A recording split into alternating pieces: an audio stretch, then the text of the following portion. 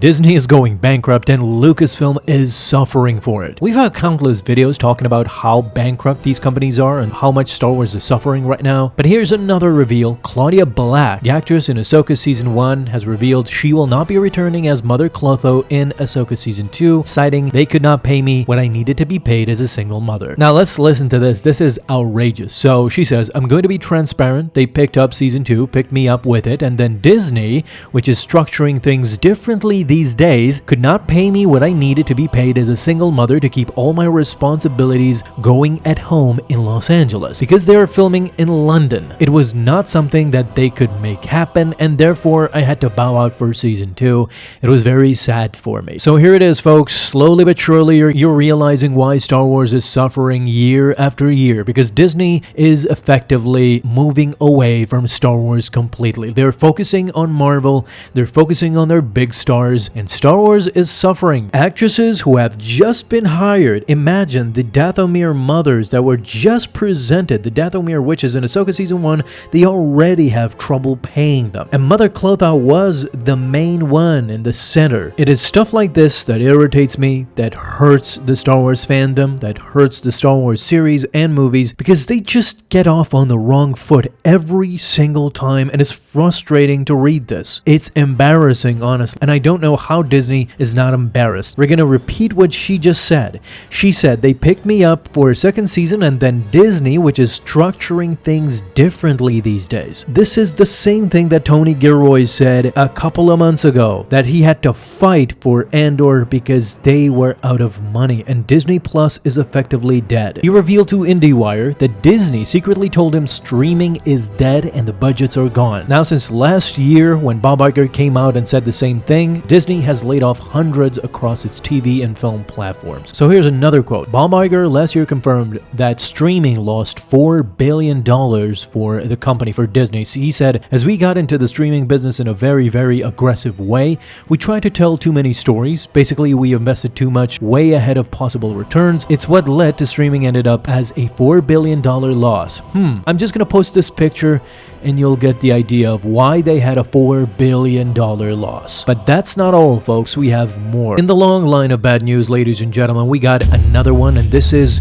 officially going on to support the thesis that Lucasfilm is officially bankrupt and Disney is not helping him in the slightest. Because David Fincher, the famous director, of course, Fight Club, 7 Zodiac, even my favorite series, Mindhunter, that was on recently on Netflix, they were in talks with Lucasfilm to direct a new Star Wars film set after The Rise of Skywalker, but get this, the reports are in, the movie would have followed a character from the sequel trilogy. It's unclear who, and I think I got a suspicion because this is why John Boyega ultimately fell off with Lucasfilm. I think it's because it would have had something to do with John Boyega, but Lucasfilm completely scrapped the idea because, get this, they had concerns over budget and final cut. This is what halted the development. Are you serious, Lucasfilm? Are you serious, Disney? Like, what are you doing over there? What is the main point of the studio? So let me get this straight, Disney and Lucasfilm, for God's sake. You didn't have a budget for a fantastic movie that David Fincher would be involved in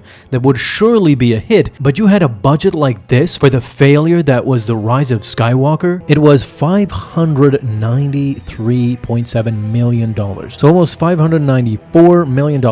This makes it the third most expensive movie in history. What an embarrassment. Literally, what an embarrassment. And they say Disney is interested in another one of these, like, Rey movies. Is just spectacularly mind-boggling that Disney would even consider going ahead with this. They made the third most expensive movie in history and it failed spectacularly. It just recouped the lost money, perhaps, because it did somewhat good in the box office because it's a Star Wars episode, but they can't rely on that anymore. And going with Rey again and with this storyline that failed, with fans, with critics, with everybody, even those who were supporting the sequel trilogy could not support the The Rise of Skywalker. That's how bad it was. Of course, let's not forget about the reports that Disney is desperately trying to bring back the male audience that they kind of lost with not only Star Wars, but with Marvel and all the things in between, that they tried to bring in more female viewers. Now that seemingly it kind of failed, they want the Gen Z males to come back to Marvel and Star Wars. How do they do this? Well, I can guarantee you that they can't do it with another Rey trilogy. By what we saw in Star Wars Celebration 2025 in Japan, Kathleen Kennedy, although reveals that lacked any Daisy Ridley updates, coupled with Fantastic Four kind of flopping in the box office, and Bob Iger literally coming out, giving out a statement regarding this, gives me a clear path for the Daisy Ridley movies, the new Jedi Order movie, and apparently it is slowly being cancelled as with other projects. Hello there. Hello there, folks. Welcome. Today I want to convince you 100% that they are no longer moving on with any new Jedi Order or new anything projects. If you get a new in your title, people are not going to be interested. People are not interested in classic characters like the Fantastic Four and like Superman. So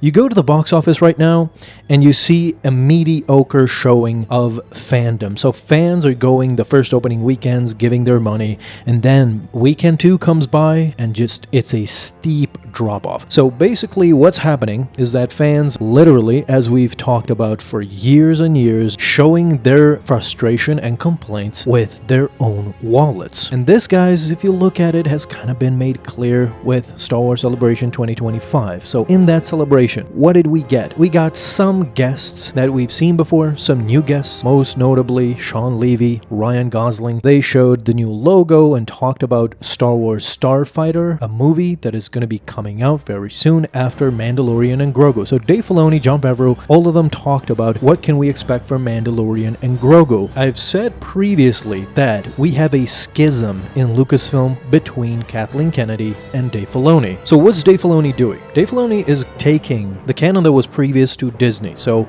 the canon, the EU of George Lucas and him. Don't forget that Dave Filoni was the guy who ingratiated all the Legends material back into canon with his show Star Wars Rebels, with The Mandalorian now. So a lot of stuff has made it into canon thanks to Dave Filoni. What has Kathleen Kennedy done? Kathleen Kennedy, as I understand their roles right now, she is only looking for new opportunities to work with new directors. She said this in an interview herself. She said that we're in a perfect position to just lend out the Star Wars IP to anybody who has a story to tell.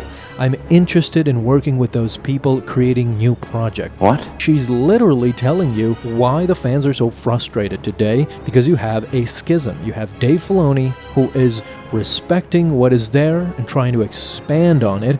There is a lot of material. If it wasn't, how could Dave Filoni have come up with The Mandalorian? How can he and George have come up with The Clone Wars? This is a totally different genre outside of the movies. And now he is making his first own movie in Mandalorian and Grogu. So expanding on an original idea, but in-house, not going outsourcing out of it. New original ideas that basically will just tarnish Star Wars. It has been already proven that the true fans of Star Wars were the original ones who worked at Lucasfilm with George Lucas closely. These are passionate fans that want to create and expand Star Wars, while all these other types like J.J. Abrams, Rian Johnson, we know the nightmare fuel that they brought into Star Wars. It wasn't a collaborative effort at all. They just did what they wanted, and the sequel trilogy as a result suffered so badly that it's incoherent. If you go back and watch the sequel trilogy, it's an embarrassment. It's just an embarrassment. There's nothing more to add or to say to that. So let's set aside the fact that Kathleen Kennedy doesn't understand how to move on in the future with Star Wars. Now we have the diminishing returns of Fantastic Four and kind of Superman. The Superman movie is doing okay in the box office, but it wasn't what, the first movie in your relaunched franchise was supposed to be. It definitely is not going to be a billion-dollar movie, which these studios have come accustomed to being. Alright, so Bob Iger just recently came out in regards to the Fantastic Four movie and it not doing so well. He was kind of forced to come out and say, the more we can find and develop original property, the better. Of course, course, we are developing original property under the 20th century banner and under the Searchlight banner, and look, you could even argue that Marvel continues to mine its library of characters for original property. Even though, for instance, there have been Fantastic Four movies before, we kind of consider the one we did an original property in many respects, because we're introducing these characters to the people who are unfamiliar with them. Fantastic Four First Steps successfully launched this important franchise into the Marvel Cinematic Universe. Classic Bob Iger, baby, a nothing burger. He didn't really say a lot, but if you read between the lines, this is what he is saying. So the Fantastic Four First Steps did. He is right. It did successfully launch. As I said in the beginning of the video, this is an illusion. What is happening now is that these are no longer pop culture movies, and we're getting to the basics of the problem. I don't think they can ever go back to that because the leadership lacks in imagination and they can't understand what the problem is. Why aren't people flocking to it? Marvel movies and Star Wars movies especially have completely lost their mojo. It's gonna be really interesting to see what Dave Filoni does with the Mandalorian and Grogu movie, because let's not forget, in 2026, when Mandalorian and Grogu comes out, it's gonna be, since 2019, it's gonna be 7 years since the Star Wars movie was released.